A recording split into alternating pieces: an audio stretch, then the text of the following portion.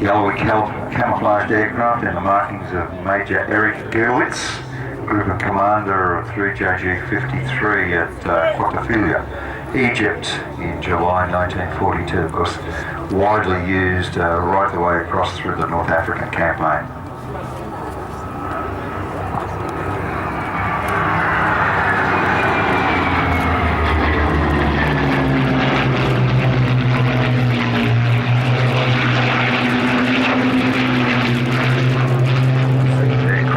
Probably the Buchons' most famous role.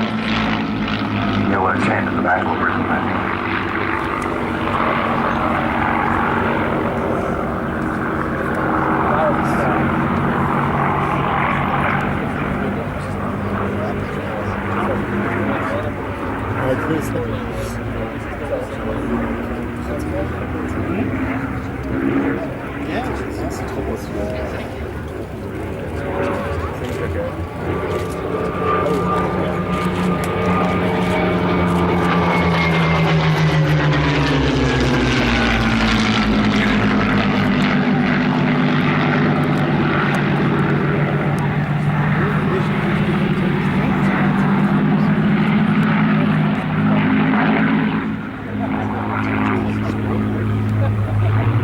Representing the tens of thousands of Messerschmitt-built 109s that were produced, fought in the skies over Germany. Spain negotiated a license to manufacture them in 1942 with the Germans to provide the instrument, armament and engines.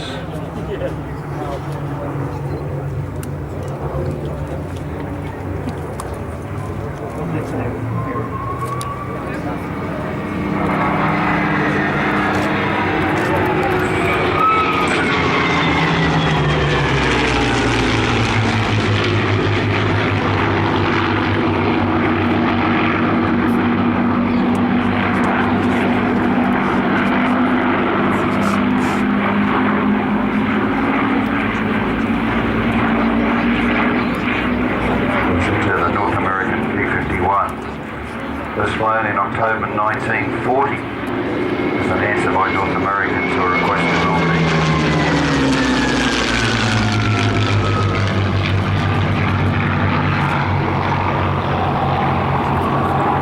Aircraft we almost never had. America had lots of P-40s available for us. We have gone down the route of creating another new fighter.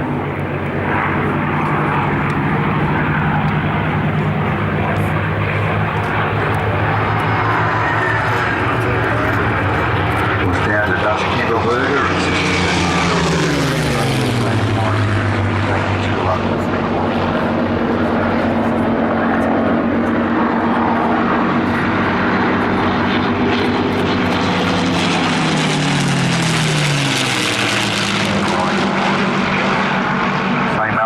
and produced in record time for 149 days after the order was placed, and went into service with 26 flights in January 42.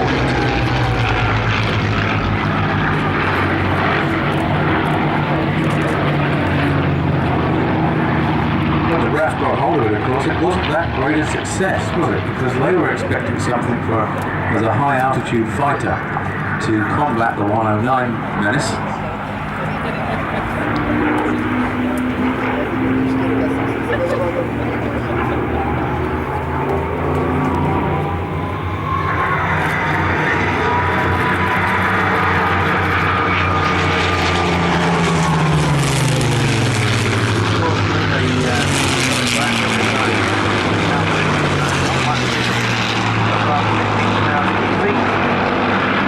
So it was sort of relegated to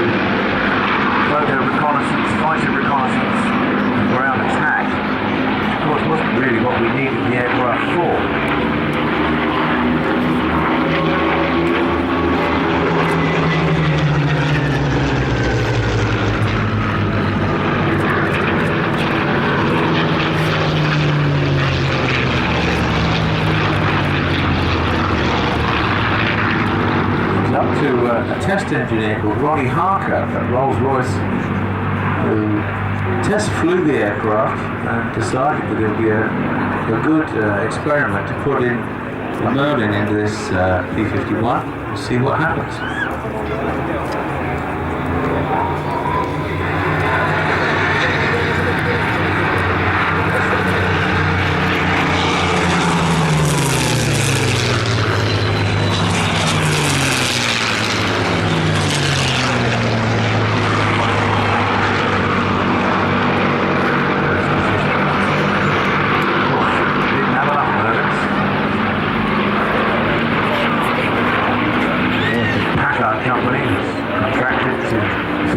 It's going to be Ford, actually. Ford is going to build it.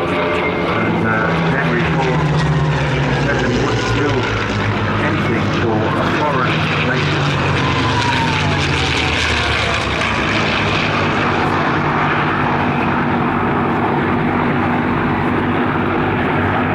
I think he sympathised with the Germans at the time because they were going to build the engines in France. You can see the writing on the wall there.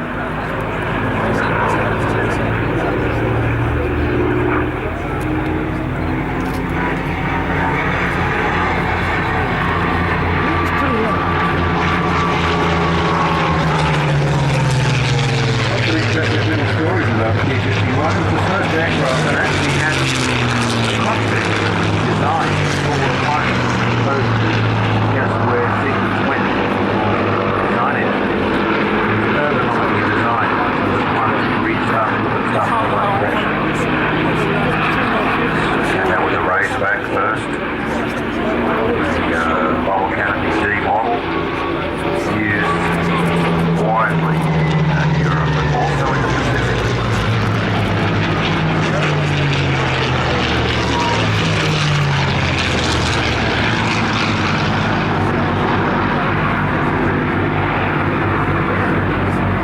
First combat aircraft also to have an ashtray, I think, built in.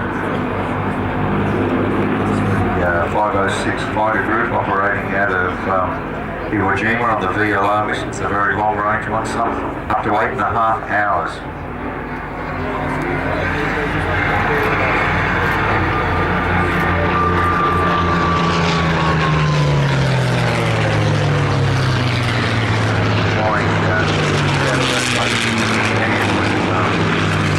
B-29 navigation aircraft, one was the other B-29.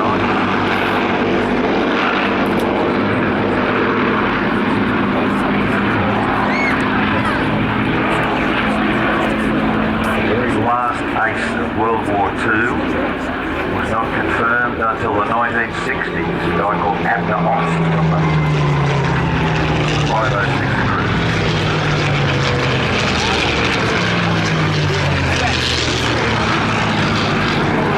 Look up above the dogfight that's going on, you'll see one of our E-Wax aircraft coming across.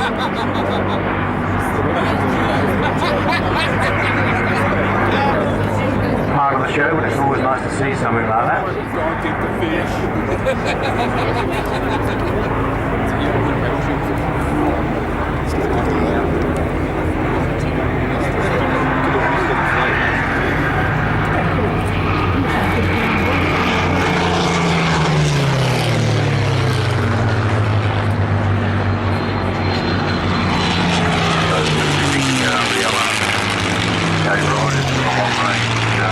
F-82 twin Mustang that went to take over that role and the war continued. But they produced the aircraft as a weather and radar picket aeroplane. And the very first victory scored by the United Nations forces, by the US Air Force in Korea, was an F-82 shooting down a Yak-9.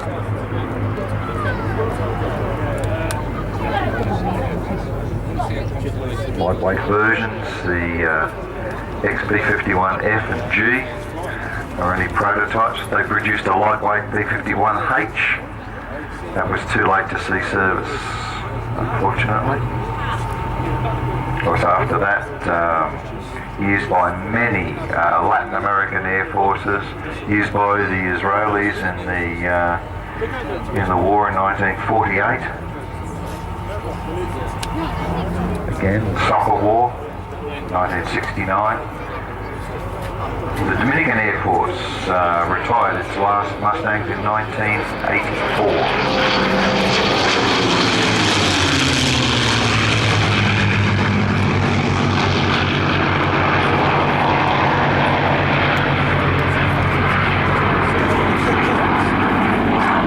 Made a civilian conversion of the Mustang from a Cavalier. 2 seats in Sarasota in Florida.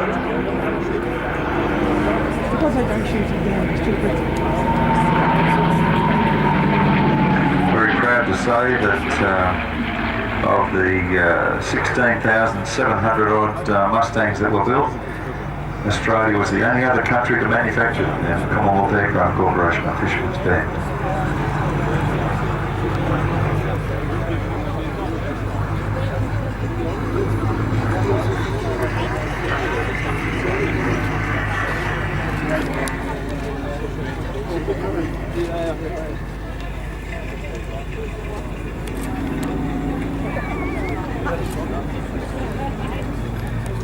Mustangs used by many National Guard units in the United States.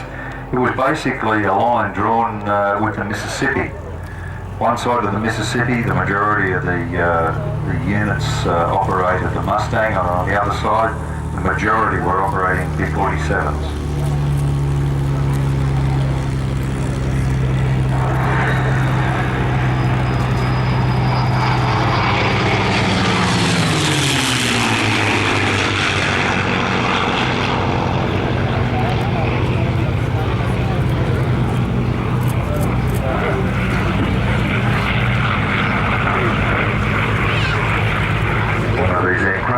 Carrying the yellow nose, wearing the name Ferocious Frankie of Major Wallace Hopkins. He was the Deputy Commander of the 374th Fighter Squadron, 361st Fighter Group, operating here in the 8th Air Force.